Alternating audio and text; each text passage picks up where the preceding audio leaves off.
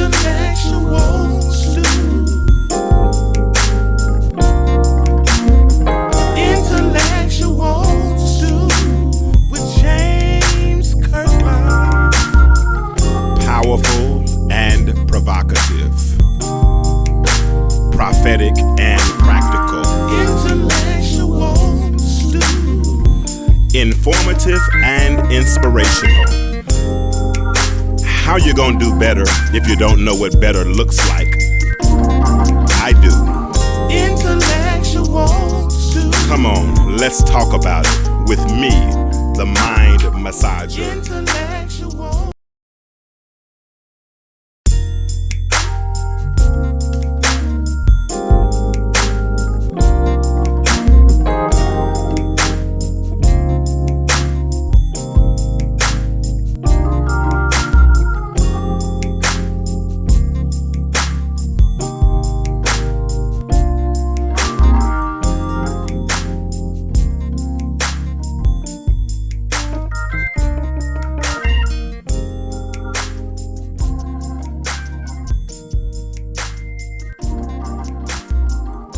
The Intellectual Stew, and we are on once again. It's 9:30 Eastern Standard Time here in Atlanta, and wherever you are, hey, it's a good time to get on and to have a conversation. I am super excited to be here tonight and to do our second show. I'm just so excited. The last week we got a lot of positive feedback. I guess we got probably a little, a little negative feedback. One thing for sure that I'm working on is I'm working on not being able to be so offended, because you know what?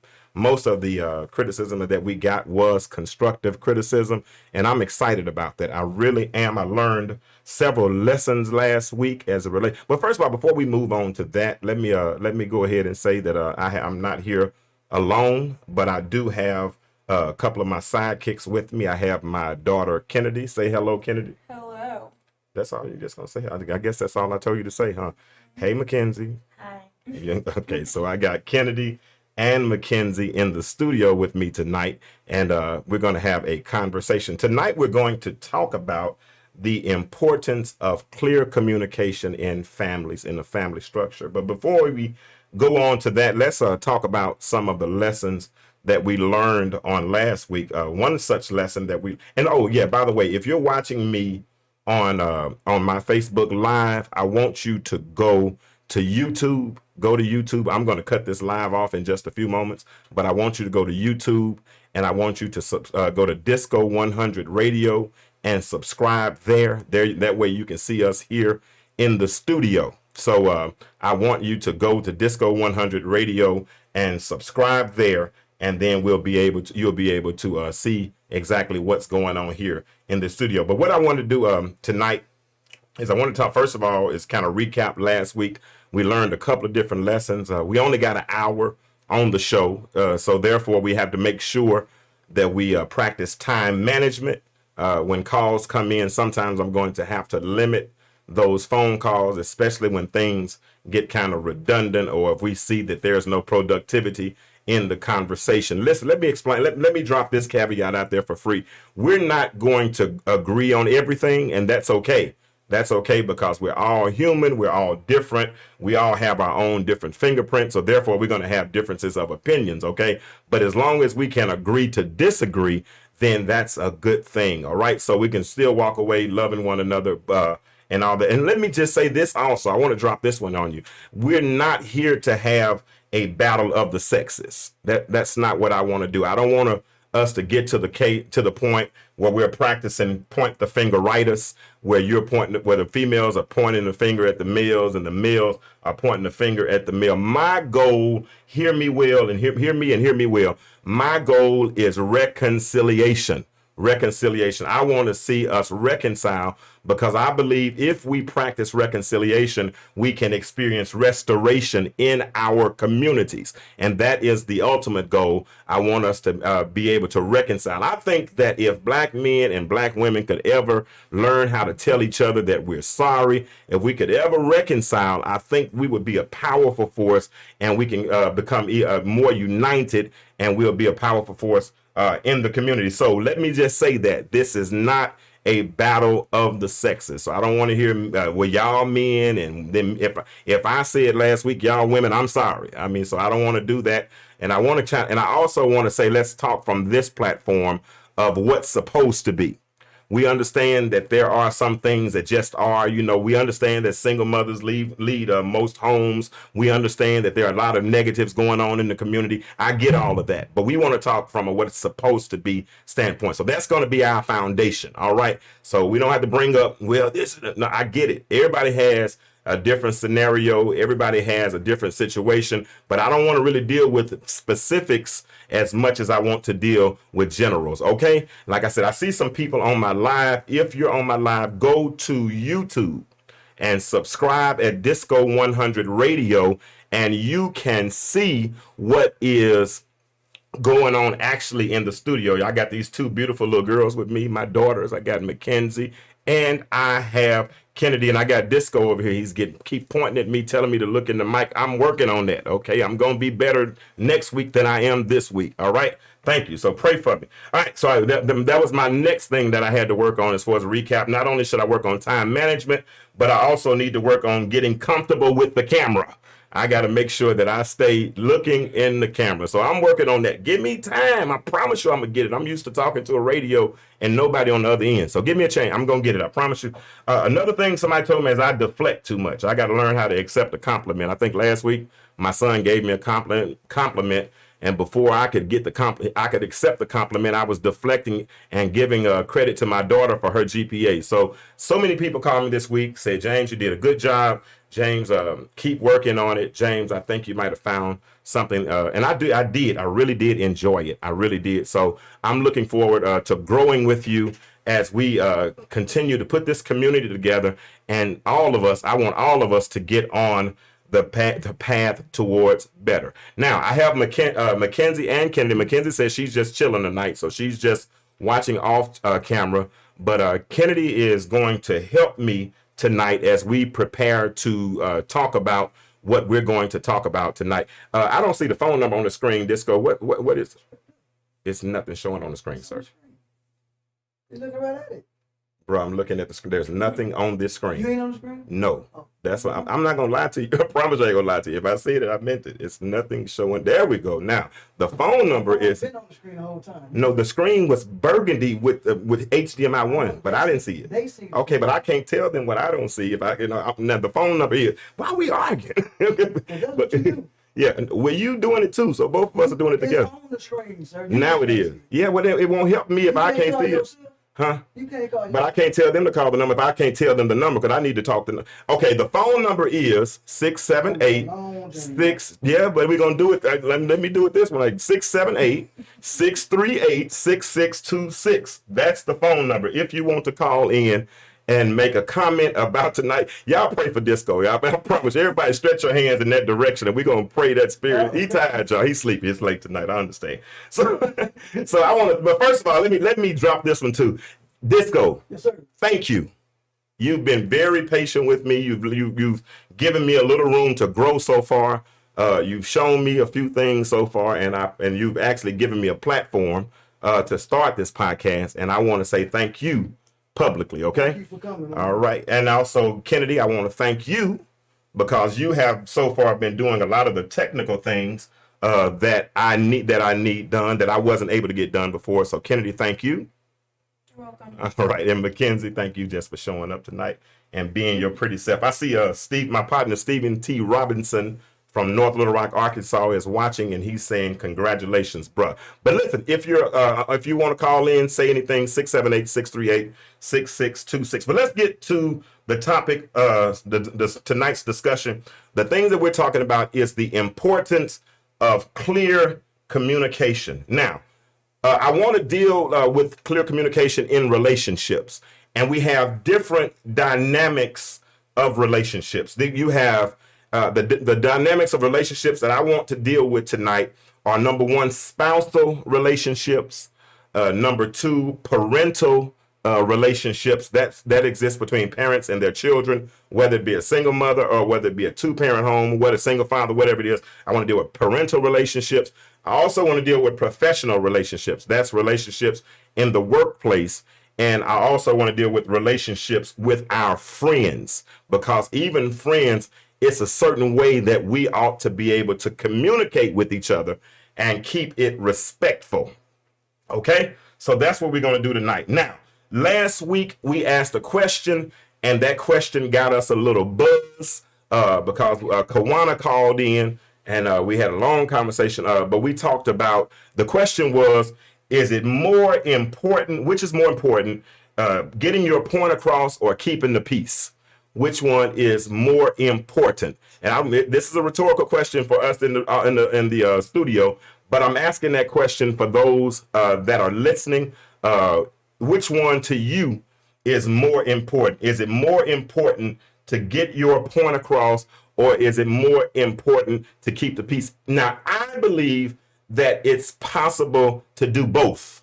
I think it's a way that you should be able to get your point across while keeping the peace. The problem comes when a person is unsuccessful at getting their point across, and then what tends to happen at that point is frustration sets in, because the other individual is not understanding what you're saying, what the sender or the one who's talking is trying, the message that they're trying to convey. And so they get confused, and when they get confused, then the decibels of their voice start to go higher. And as the decibels of their voice start to go higher, then they get upset. And as they start to get upset, then you should be able to, then all of a sudden now an argument ensues. And I'm going to be honest, I'm the type person, I'm a Cancer. July 6th is my birthday. We have, crabs have shells, right? So I'm the type person, if you yell at me, if the conversation becomes contentious, as soon as you yell at me, I'm shutting down.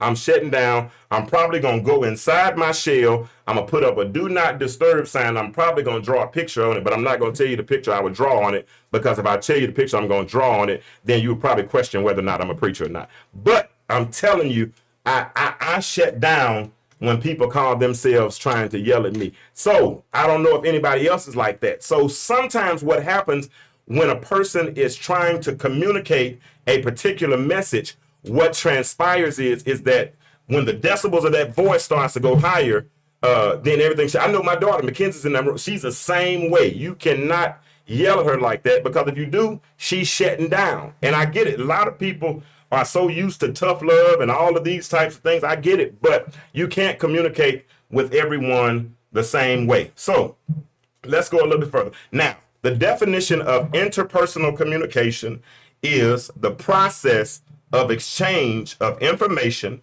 ideas, and feelings between two or more people through verbal and nonverbal methods. Okay, let me say that again. The definition of interpersonal communication is the process of exchange of information, ideas, and feelings between two or more people through verbal and or nonverbal methods. Now, there are 4 types of interpersonal communication. I agree, Sabrina, we can do both. 4 types of interpersonal communication. Verbal, that's one, that's me talking. Nonverbal, that means facial expressions, body reactions, body action, all those types of things. Written communication, and then there's listening. Now, the one that we tend to, I think, participate in the most is the written forms of communication. That's the one we fit. Is that right, Ladybug? Especially with social media and all of our phones and stuff today. Okay, and let's talk about that for a minute, because even I hear in relationships, some people say, I don't want a pen pal, or I don't want to continue texting all the time. But is texting a form of communication? Sure, it's the quickest way. It's the quickest way. Yeah. And doing so, with it being the quickest way, sometimes it's less intrusive, it's less invasive. So and you're able to do it and kind of keep moving. Say what? It's not short. No. So texting is a form of communication. I know a lot of people that don't like texting. And I remember one time, it was a long time ago. Trey, my son Trey, he said, Dad, we don't talk much. I said, yeah, but we text all day long. I said, that's communication, right? But it is a form of communication. But the problem I see with texting sometimes is that texts have no tone, and they're oftentimes misinterpreted because you can't interpret a person's intent when you're trying to text a message. So, and then oftentimes they're misinterpreted, which could lead to a whole lot of other problems. So these are the components of interpersonal communication. The components of interpersonal communication, number one is the sender. That's the one that's doing the talking, right? Then we have the receiver. That's the one that's being talked to. But then finally we have the medium, or the channel, and that's what the message is sent on. So the sender has the message. The sender wants to get the message to the receiver. Now, what medium does he use to be successful in making sure that he gets a message that's palatable, that's codable, that's something that can be encoded, something that can be shared. Hey, how you doing, my sister? That can be productive. Because I asked you all a question earlier today on Facebook. I said, what is the intention of interpersonal conversation? I mean, what's the end result? And everybody that came on said that they wanted their end result of effective communication to be clarity, that they wanted there to be understanding. They wanted to make sure that I asked my daughter the same question. What did you say your answer was? I said that the receiver is getting the message that the sender is trying to convey. So understanding between the two, and they're sharing the same message. All right, and that's it. So we want to make sure that we're getting that when we leave this conversation, I want to make sure that we have an understanding. And if we have an understanding, that means that we had a productive conversation. Now, this works in every relationship.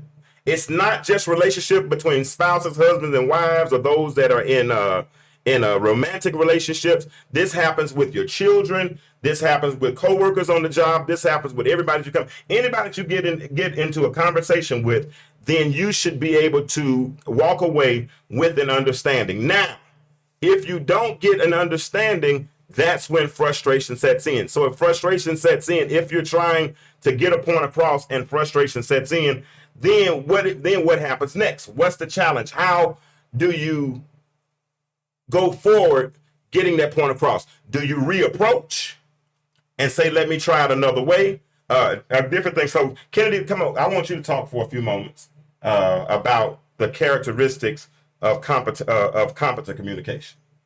Well, there are 3 characteristics to being a competent communicator, and that means that your communication is effective, which means that it's clear. It's appropriate, which means that what you're talking about in a certain environment is okay to be talked about there, and who you're talking to, you're speaking in a way that they can understand. And then there's ethical, which means there's no ill intentions in what you're saying to that person. So the characteristics should be effective. A good communication should be effective. It should be appropriate, and it should be ethical. So let's talk a little bit more about the appropriate. Mm-hmm. Let's talk more about the appropriate, because sometimes in our communication, we're communicating messages.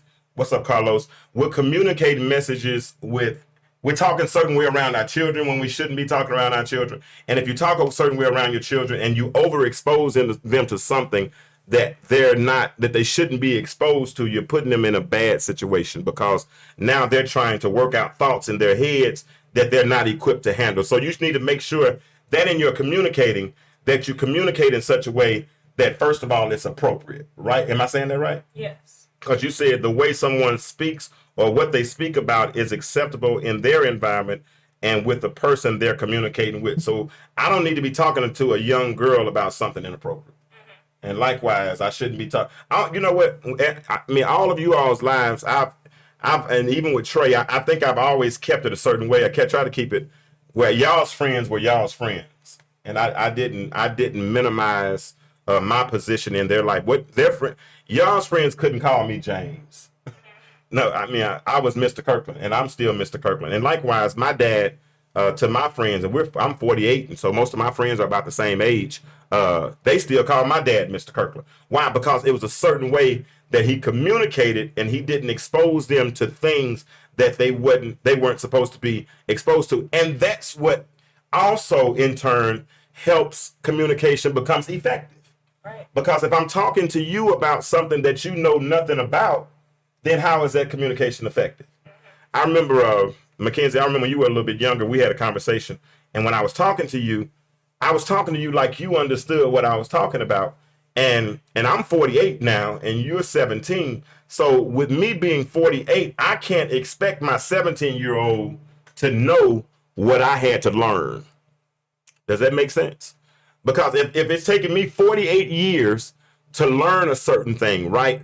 If it's taking me this long to learn this, and my child has only lived 17 years, then I can't expect them to know. So if I'm going to be effective in communication, I got to first of all make sure that I speak clear and concise on a level that they can understand. Whether they're 8 months or 80 years old, it's a certain way. If it's the sender's responsibility to package the message in such a way that when the message is sent forth, then the person that is receiving that message the communication is effective, because I put it out there in such a way that it's palatable and they can digest it. And then at the end of the day, we leave with understanding, right? So talk a little bit more about the ethical characteristic of competent communication. I think ethics is really about knowing who you're speaking to, especially in this case, if we're talking about romantic relationships, friendships, parental relationships. We know these people. You have to take the time to understand them and what they'll respond to. You were talking about tough love earlier. Mm-hmm. I feel like I'm probably not the best receiver of tough love, especially from you and Mom, but I think I'm better with like coaches and stuff. So it's like you have to know what will hurt them. You have to know how they'll respond to certain things. So that's the ethical part of it. That's good. So I don't think any of my children responded to tough love. Mm-mm. We didn't really give y'all tough love like that, did we? So how would you say our parenting style was if it wasn't tough love? What was it? Because I remember once before you said I kind of gave you a mixture of it. So what did communication for Kennedy look like in the Kirkland household, especially from dad and from dad? How did communication look? You just talked at a normal level. What do you I know I raised my voice. I every know, day. but it's like not ingrained in my mind. I feel like you have that personality where you could obviously, I'm speaking to you, we could obviously like see that you have the ability to like be forceful, but you weren't really that way with, especially I guess Mackenzie and I. Okay, yeah, I was a little harder on Trey. Honestly, with him being the first child is always on the job training. I mean, it's you kind of get it right. You take a mixture of how you were parented, the things you liked, the things you didn't like, the things you didn't like you throw away, the things you do like you kind of keep, and you build on those types of things. So of course there were some things I'm sure that I didn't like, because you got that honest, that whole not liking tough love thing. I don't respond to tough love either. I do not respond to it. I played some sports, but that wasn't really my thing, that whole tough love. Why can't you see your niece? Which one? Mackenzie, she doesn't want to be on camera. So you have to call her on FaceTime and she'll talk to you. Like, that's Auntie Kim talking to you right there. But Kim, if you are not on YouTube, go on YouTube and go to Disco 100 so you can see us in the studio. So the three characteristics of competent communication are effective communication, appropriate communication, and ethical communication. So we've talked about those. If anybody like I said, wants to add to the conversation, the question that's going forward right now, is it more important to get your point across or to keep the peace? The question, the phone number is 678-638-6626. feel free to call in. If you want to see inside the studio, you got to go to YouTube. You can't see it on my live. Like I said, so go to YouTube. So let's go a little bit further. Kennedy, now we talked about the different relationship dynamics. They are the romantic and the spousal. There is the parental and the child. There's the friendship, and there's the professional upward and downward community. Right? Explain that. Well, for professional, if it's upward, that means like employee to employer. Okay. And downwards from employer to employee. So there's obviously different ways and different things at stake when speaking in those different channels. Exactly. And so, and typically in a business, there's a top, the person that's the boss. A lot of people have learned from a mentality of a top-down mentality. So they feel like if they're the boss, that they have a certain authoritative position in your life, and with them having that authoritative position, sometimes authoritative lets you feel like you can be abusive, and you should not be abusive. If you're the sender and you're conveying a message, and she just talked about that a minute ago, effective communication should be ethical. You should not use your words to tear people down. I know I've been probably guilty of doing some of that. Disco, I'm sure we've all been guilty at some point in life of using words to tear people down. I know people who can use words as a weapon, especially if you got a good enough vocabulary. You can use words as a weapon. But we should always strive to have effective communication, whatever type of relationship we have, whether it's a romantic or a spousal relationship, whether it's a parental or a parent-child relationship, whether it's a friendship or professional. Our words should edify. Our words should build people up. And I just honestly don't understand why contention exists between two grown people. I mean, we should be able to get together and come up with a popular consensus or something that's good enough to get effective communication. Okay, so next thing is. Now, so I want to look at the three components of effective communication. I told you all that earlier. The first component is the sender. Second component is the receiver. Third component is the medium or the message or the channel which the message is sent on. So let's talk about the sender for a minute. A sender, the one that's sending a message. If I'm talking to my children, and I'm trying to set goals, or I'm trying to set some standards, or I'm trying to set some rules, then the first thing I should know, if I'm a sender and I'm talking to, and I'm dealing with the receiver, I should definitely be cognitive. I should know who I'm talking to, because you can't talk to everyone the same way. True?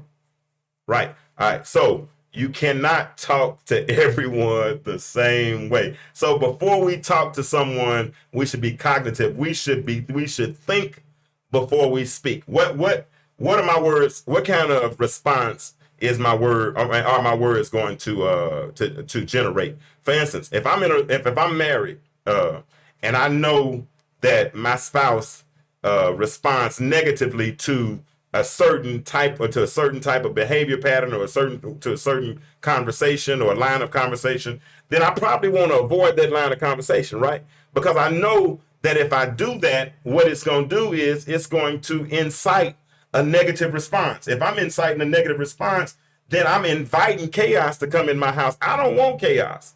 I don't want chaos in any of my relationships. I know I can't talk to one child the way I talk to the other child, because they have different personalities. They have different fingerprints. So many times we live in life as though everything is a template, and that we can treat everybody the same way, that everything is cookie cutter, or everything is one size fits all. No, everybody is different. And first of all, we should be cognitive, meaning that we should think before we speak. But the second thing we should all do is we should be creative in our conversation. How do you be creative? That means that you mold your conversation for the individual that you're talking to. I can't talk to Disco the way I talk to, I call her Ladybug. I can't talk to Disco the way I talk to Kennedy, because Kennedy's 18 years old. Kennedy's my daughter. Kennedy's a young lady, so I'm not going to talk to her like I talk to Disco. Disco, I'm not going to tell you. Do you mind me telling you how old you are? Disco's 45 years old. Disco has children. Disco's married. Disco's been in the world. So me and Disco talk on a whole different level. I'm going to talk to him with respect, first of all, because he is a man. But second of all, I'm going to talk to him as a married man. Third of all, I'm going to talk to him as a father. I'm going to talk to him on all of those different types of levels so that we can have effective communication. And you know what that does? It gives us commonalities. We got things we can talk about. Disco, you called me, 8 o'clock this morning, right? Because we were talking about certain things that, and it helped us have effective communication. When I call Kennedy, I'm talking about something totally different because I want to have effective communication. When I talk to my other child, Mackenzie, she's not on the screen right now. I cannot, hear me well, talk to her the way I talk to the other two because she's emotional. And it's not a bad thing. She's totally different. She's 17. She's 18. I think they're 15, 16 months apart. And Trey's 22. Now, I know I don't deal in astrology and zodiac and all that kind of stuff. But my birthday, it's real. Some of it's real. My birthday is July 6th. Kennedy's birthday is July 12th. Trey's birthday is July 18th. We all think alike. We're all 12 days apart. We all have the same temperament, all that kind of stuff. Mackenzie's born in November 23rd. It's a whole different, she's a fire sign. Fire sign. That's what that is. We're water. She's fire. And she is a firecracker sometimes. And that's not a bad thing because you know what? Interestingly, my daughters are the ones. Trey has played baseball and excelled and all that kind of stuff. But like Mackenzie has operated in the leadership capacity. She's been the second year in a row being the captain of the cheerleading team. She's the one that went out and got a job. This is your second job, isn't it? Mm-hmm. Yes, the second job. Kennedy she went off to college, didn't even hardly leave her room the first semester except for to go to play club softball. But as a sophomore, next year, she's the president of the softball club softball team. So they are operating in leadership capacities, even though I didn't probably pour as much into them intentionally. I might have done it indirectly because they were watching, but I didn't pour as much into them intentionally. But yet and still, they picked up it somewhere from me or from their mother or somebody in their life, which has led them. But I believe that that's because they, as receivers, had been communicated to properly. So first thing the sender has to do is be cognitive. He has to think before he speaks. But the second thing that has to happen is this message should be creative. There's no one size fits all. The message should stay the same no matter how it's packaged. Does that make sense? You can have hot dogs. What's the name? Oscar Mayer can make hot dogs. Who else make hot dogs? Hebrew National can make hot dogs. Nathan's can make hot dogs. But at the end of the day, they're all packaged different, but they're still hot dogs, right? I can take a message, same message. If I want it to be effective, if I want to communicate, if I want to send an effective message for it, because I know who the receiver is, then it's my responsibility to make sure I package that message in such a way that it's effective. Okay? So it should be cognitive, should be creative, and Mackenzie's going to like this next one. The third thing about the message is that it should be consistent. If you're going to talk to a person a certain way, or if you're going to if you have certain values or you're professing to have certain values, then your message should always be consistent. You should always be saying the same thing. Your yays should be yays. Your nays should be nays. In relationships, once you establish boundaries and establish ground rules, then you need to make sure that your message is consistent. What do you think about that? Definitely will make for an easier time. There's no confusion there if it's consistent. Okay, so and that happens a lot of times in relationships, because sometimes our actions don't line up with our words. And if our actions don't line up with our words, then if somebody sees you saying something, but your actions don't line up with those words, then what happens is, like you just said, it creates confusion. And if it creates confusion, then it creates chaos, because now the listener can't trust the sender. And if the listener can't trust the sender, then the listener won't believe what the sender is saying. And if the listener don't believe what the sender is saying, then that just flat out kills effective communication. Right? Because if I'm preaching to a congregation, or if I'm talking to a group of people, I want to be believable. I want them to make sure they believe everything I'm saying. But if something I say doesn't line up, if something I say doesn't average out, then what will tend to happen is I'll lose that individual's trust. And if I lose that individual's trust, then my message is convoluted, and then therefore I won't be as effective in trying to get my message across. Am I leaving anything out on that? All right, so message should be cognitive, message should be creative, message should be consistent. If anybody wants to chime in on this conversation, do me a favor, call in at 678-638-6626. You can tell me some of the things that might be effective in your household, ways that you communicate, that raising your children that have made you be effective as a parent, or even in a spousal relationship, or any of those types of relationship. What your secret was, or what's your methodology that works for you. So that's the sender. Now, Ladybug's going to tell me, Kennedy, I'm sorry. She's going to tell you about the types of incompetent listening. Well, there's a lot of incompetent listening that I'm kind of guilty of, but here are some of them.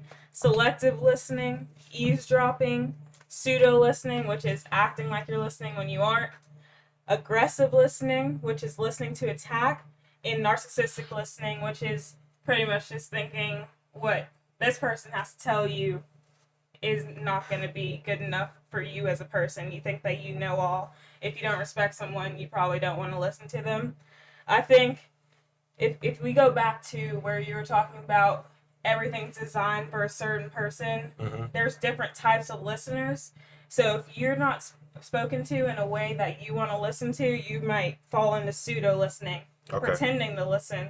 I know. I can do that. If I, like you were saying, if I get yelled at, you zone out. Yeah, I'm not gonna listen to you anymore. No. I'll stand there, but I'm not listening to you. Haven't heard anything you said. Yeah. So it kills the effective communication. So what types of people, in what types of relationships have you been in where you had to do pseudo listening? Like parental situations, or it's happened with teachers, so maybe that's professional. Okay. Speaking downward. It's happened with Mackenzie and I, and Trey and I. So sibling relationships. I usually listen to you and Mom. You usually listen to us? Would you tell us if you wouldn't? No. Okay, I didn't think so. Are you telling the truth? I am. Okay, good. I don't know you as much to be a liar, so I'm going to believe you on that one. So selective listening. Let's talk about that a little bit more. Selective listening is what? Selective listening is hearing what you want to hear, right?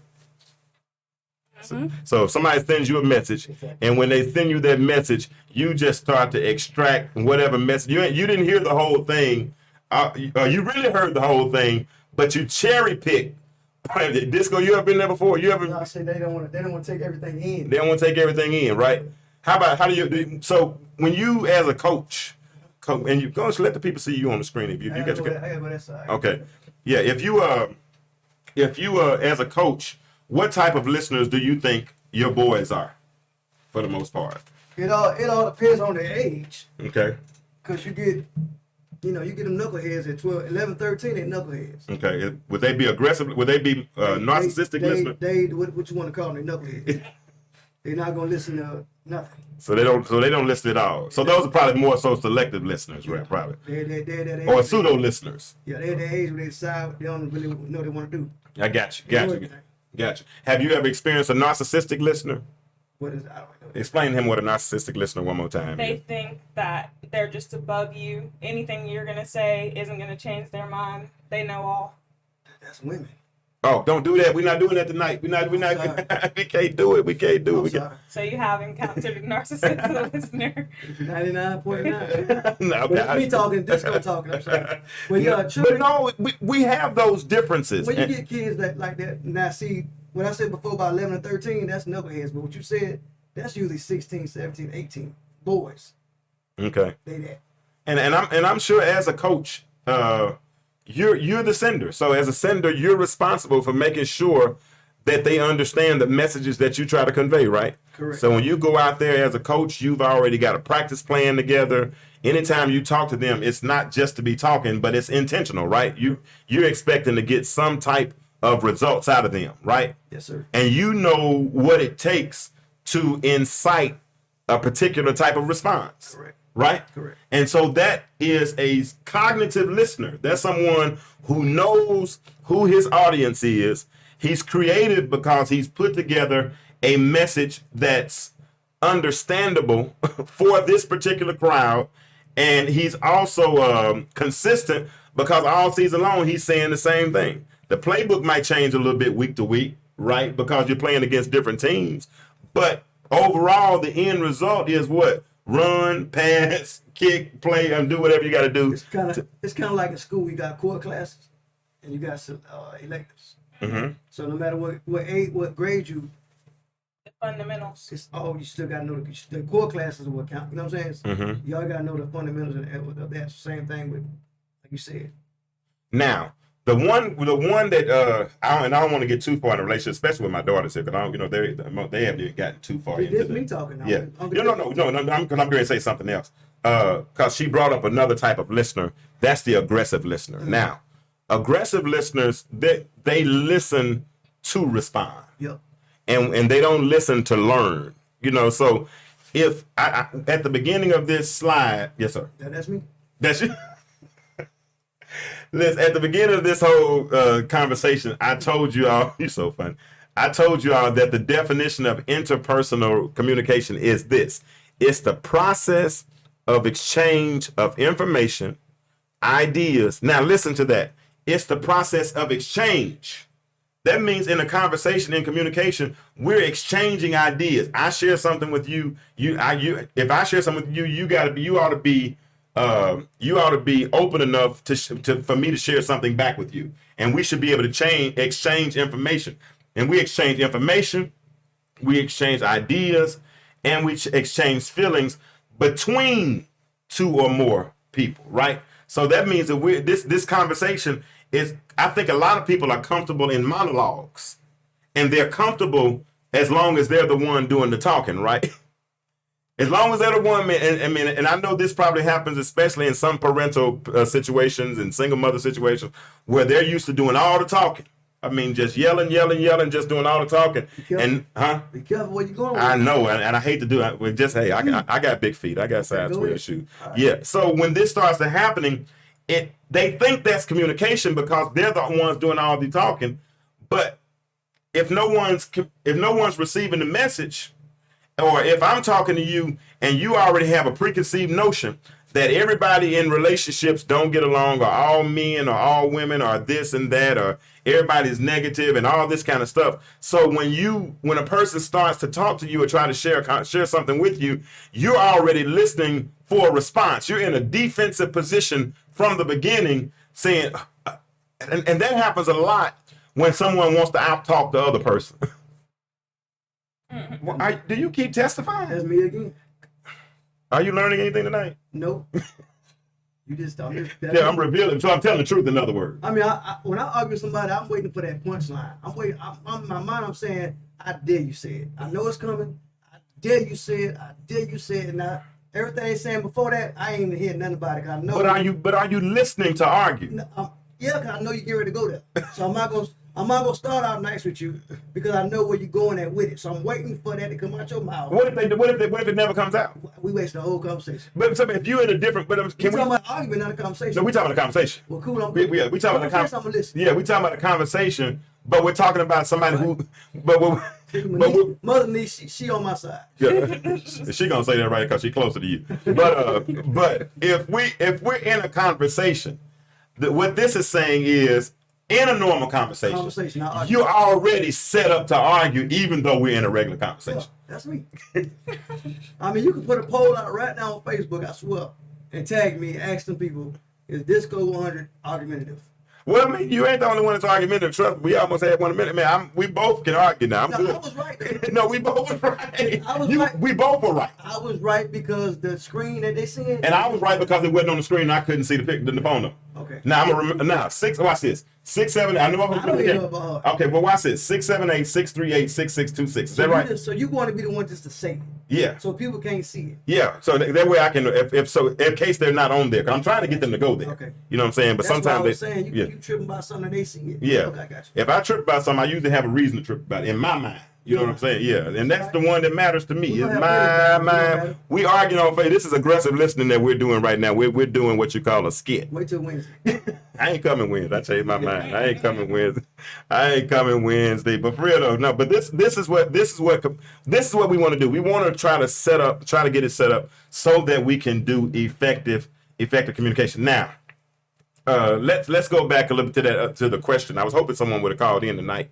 Now, Disco, I asked you this last week, and we're gonna talk about it a little bit more. Which one is more important? Getting your point across or keeping the peace? Depending on who you're dealing with. I'm glad you said that because I ducked. I thought you was going. I could break it down depending on who you're dealing with. Okay. And give me the difference and different dynamics of who you're dealing with. If you're dealing with this me talking. Okay. If I'm dealing with my wife, Mm-hmm. whatever gonna keep her quiet. So you want to keep the peace? Keep the peace. Okay. If the sky red, the sky red. Mm-hmm. Period. I'm done with it. Even if it's blue, Even if it's bright blue. It's not if working. you say it's red, it's red. I agree with that. If that's all you want, if that's all you want, and me say it's red, and you going to sleep, and you good, it's red. I agree with that. I agree with ain't that. worried about it. So in what instance are you not worried about keeping the peace? You'd If rather get your point across. something's gonna hinder me or my family or our well-being. Mm-hmm. It's gonna jeopardize us. Like what type of scenario would that be? Financial or going somewhere that's not safe. Mm-hmm. You know, something's gonna come back to haunt us. So who are you talking? You talking to your family now? Anybody. Okay. Even me and you, I think some going outside. And I'm like, Jay, we need to chill out for a little while. We gonna argue till you sit your butt down because we ain't going outside. Now I'm not going to. Your wife's not listening, but I'm going to ask because you've been with her for 17 years. Mm-hmm. For her, is it more important to get her point across? I got a good one, man. Mine don't like to argue. Yours don't like to argue. She like to get her point across, but she won't argue about it. And like I said earlier, there is a way to do both. You can get your point across and keep the peace at the same time. Let me ask your daughter something, not relationship wise. Good. I'm a Libra, she a Libra. We No. both Libras. Who? Me and my wife. Okay. So we're a year and 6 days apart. Like I was born in 74. Excuse me, 75. She was born in 74. Same one. So that might be, we might have to have the same concept, I guess. I don't know. Sometimes you do, man. I mean, if I know I'm not into it. I don't wake up every day reading the Zodiac like it's the newspaper, nothing like that. But I have over the years noticed certain characteristics about, But you know. did hit it on the point. You did hit a very valid point. I'm taking it with me. There's certain people that I gotta have my way with. Like, you know what I'm saying? Like, if we arguing about sports and I'm a Cowboy fan, we gonna argue all day long because I'm a Cowboy fan. Exactly. You know what I'm saying? So that it ain't a piece. We gonna argue. Does it get contentious? Oh yeah. Football talk. Oh, You yeah. mean it? Yes. You talk about my Hurricanes? Oh, it's over. We arguing all day long. Even now? Even now. Even though they hadn't had a good team Even forever? Don't start. Don't go. I'm just asking a Go. question. Well, I don't have no. I don't. I'm just saying. I don't follow teams. I follow players some like be that. fun, but as you get older, Mm-hmm. like I ain't gonna lie to you, I was married at 20 years old with this same woman. We probably argue every day because we both had different mentalities back then. Mm-hmm. But now to the point where there's other stuff that's more important to argue about. That's key and critical. And you know what, man? For me, especially in a spousal or in a romantic type relationship, I can't argue with somebody that I'm supposed to love like that.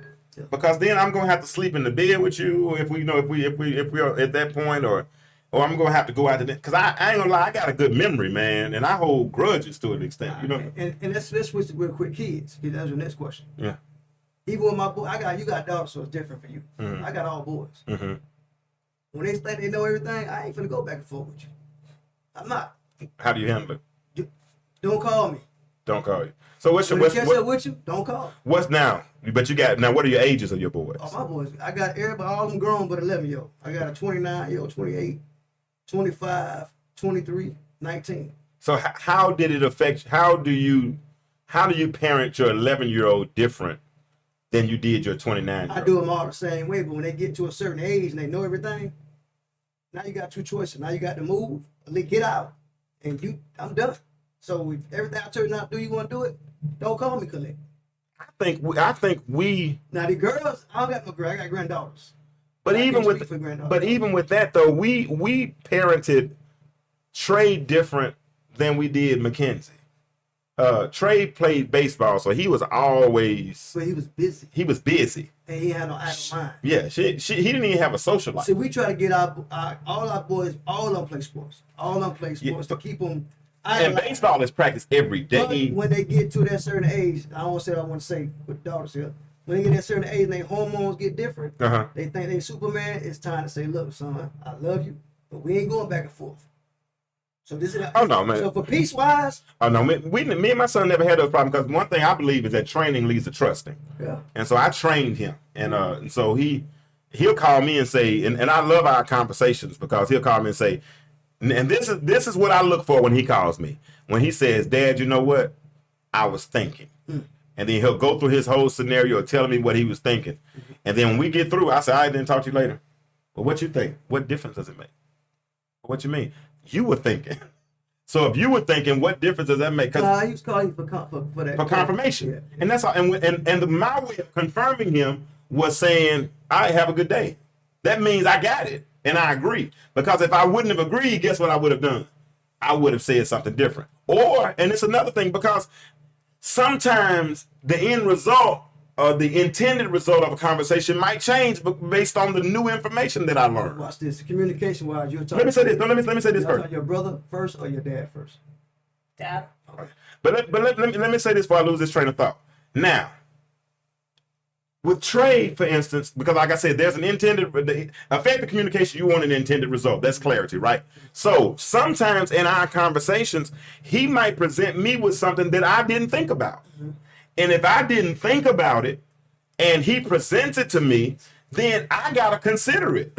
Why? Because it made sense. You know what? I'm laughing because I told my sons, you're going to probably laugh. I say, look, if you want to go somewhere, and I say no, I have no problem with you trying to plead your case. Exactly. I have no problem. I say, no, you can't go. And you say, Dad, look, man, somebody mama going to be there.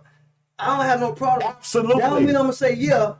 But I have no problem with you coming back. And I admire your hustle. Yeah. I admire the fact that you tried me in a good way. Man, I remember, and I love talking about my kids. Trey at how was he? We were living in Hiram then. 9 years old, I believe it was. He called me upstairs, and he had his little wallet in his hand. And he said, Dad, can we get Armageddon? That was WWE wrestling. Can we get Armageddon? I'll pay half. Oh. Armageddon. That's, the wrestling, WWE wrestling, when they had pay-per-view. No, pay-per-view wrestling. So he said, Dad, can we get, he said, can we get Armageddon? I'll pay half. And he had his little wallet in his hand. And he had, it was $65. So he was going to give me $32.50 because he wanted to watch this Armageddon. Yeah. And the way he said it was, with his wallet in his hand as an 8-year-old, Dad, can we get it? Yeah. I'll pay half. I was proud because he was assertive enough to come to me with a message and a plan. His message was, can I get it? His plan was, I'll help by paying half of it. I said, son, you know what? You can get it and you don't have to pay nothing. And guess what? I'm going to sit up here and watch it with you.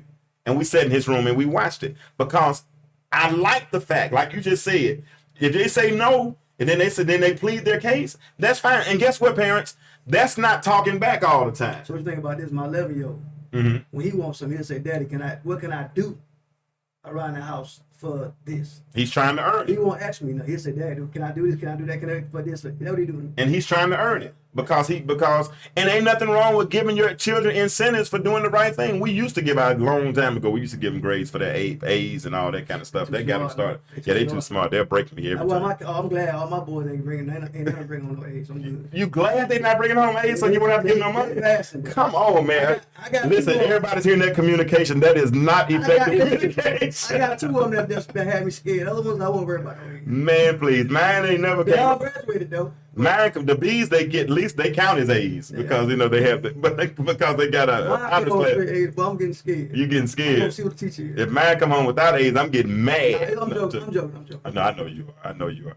But that's the goal. The goal is always going to be effective communication. And as parents, especially with our children, we have to be creative enough to make sure we get the results. And guess what? At a certain point when it comes to parenting, it turns into counseling. That's real. You want them to make the decision. That's real. You want to hear them talk. I like the challenge for me with my children has always been to get what's in their heads and their hearts into their mouths. That's why I hate these. Yeah. I hate these because right now, like what I do for a living, I could be at a red light and I see say for instance, y'all, you and these two in the back seat. Yeah. Ain't nobody talking. Everybody on their phone. And we do that sometimes, but we come together and talk at times as well. But you got me. Another thing, we gotta realize that's the generation that we're living in now. And the thing, it is what you can either change with the time, but the time's gonna keep changing. Okay, let me ask something. Okay. Mr. Pastor, how'd you feel if your people in the church was on their phone while you were preaching? I wouldn't feel some type of way. You know why? Because a lot of times people do that now because they got their Bible apps on their phones. Wow. So and you know what, man? I don't major in minors. I never thought about Let me ask you this: Have you if you got in a fight right now? Because you told me you could put them together. I mean, you said you've done pretty good in your life with putting your hands together, all right? But have you ever seen anybody fight air and win? Who they fighting? That's what I'm saying. You can't fight air and win, right? This is air. So if I fight air, I'm gonna look. I can't give air a black eye. They know what they own. They gonna I can't. No, I'm talking about this over here. I can't. If they on that good stuff, they thought they wanted. I can't listen. I can't. But I can't. She mad. I ain't gonna look at her. No, that's just her thought process. Leave it alone. No, but air has never had a black eye. Air has never had a bloody nose. So I can create all types of scenarios of what might or might happen or whatever. What I'm dealing with what is, okay? So with that being said, I'm trying to make sure that we always have effective communication. And that's my responsibility. So what do you do as a parent real quick? And when you were not in the mood to talk to your girls? When I'm not in the mood to talk? And you know they want to do something next week, or I don't know how your household was, but I'm assuming Daddy can. I won't ask Daddy, can we do this? But that's a good question. But Daddy had a bad day. That's a good question. What was your approach on that? When you got to that point and you want to do something, but you know your dad had a bad day and you didn't want to, but you had to make a decision. I want to hear this answer that too. Next day.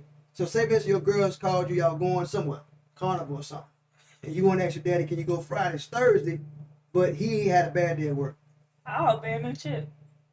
I don't care that. I'll abandon the whole plan. They know me.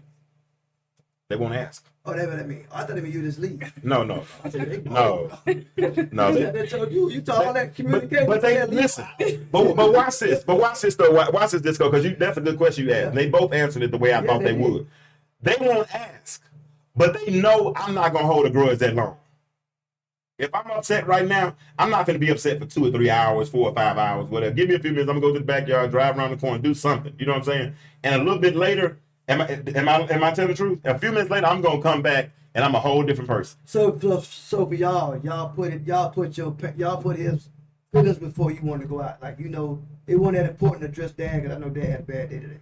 It's not worth it. It's not worth it. So that's what you want, the peace versus the. Okay. Yeah. But she knows in a few minutes I'm gonna come back because, like I said, I would have a bad day at work, come home, wouldn't say much. Hey, how y'all doing? Go upstairs, change clothes. Like I said, go outside, go in the backyard, go whatever. And then a few minutes later, I come back and the whole script is flipped. What's up? How was y'all day? What's going on? And now we can have this communication. That's why I said you might not be able to get peace at 9 o'clock, but if you can wait till 9:15. No win to win. Yeah, it's your approach. You know, sometimes and if you have a certain approach and that approach didn't work, reapproach. You know what I'm saying? Me and my ex, it was at a certain point I can remember, and I said I'm writing a book. And this is good. This ain't bad stuff. But we used to do what I call 3 a.m. No. We used to do 3 a.m. conversations. Ooh. Me and my ex. For what? Why 3 o'clock? Because both of us would wake up at the same time in the middle of the night. And if we were having problems, we would literally sit there in the bed. Couldn't nobody see nobody because it was pitch black in the room. But we'll have our deepest conversations at 3 o'clock in the morning and then go right back to sleep. You know what I'm saying? But you got to do what's effective for you. So for some people, it's effective to send text because they know they can't control their emotions. I hate text because you read into them. Now we talked about that text. I can't stand We said text the Sometimes enemy. it don't mean nothing. It don't have nothing to do. It no bad meaning, but you reading it. So you Misinterpret it. You know what I'm saying? But if you know the person you're dealing with, you should know their intent. Hey, listen, we've had a good time tonight talking about interpersonal communication and the effects of personal communication and having consistent communication. Listen, we're going to continue to have these types of conversations. Disco, thank you tonight. Thank you, Kennedy. Thank you for your insight. Mackenzie, thank you for stopping by tonight. We appreciate you. We're going to continue to have these conversations next week. We'll put our new topic out, but we want to always understand that we should always have clear communication in the household. If we have clear communication, then the effect will be understanding, and that's what we want is clear understanding. The Bible even says, "In all of thy getting, get understanding." So let's try to have clear understanding. So I know, check it out. I'll see you all next week at 9:30 p.m. Same bat time, same bat channel. Now, remember this. The world is changing. Why do you remain the same? See you next week.